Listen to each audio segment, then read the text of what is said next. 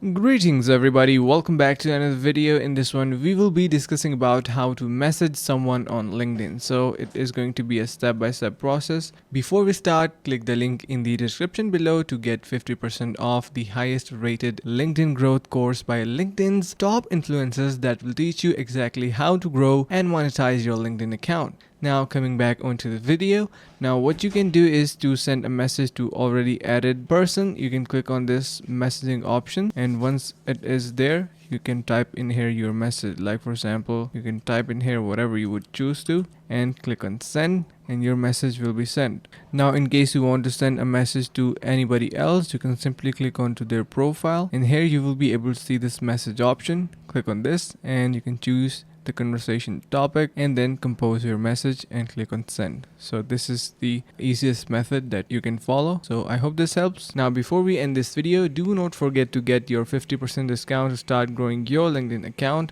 by clicking the link in the description below. So make sure to subscribe to our channel, like the video and share with your friends. Thank you so much for watching and see you in the next video.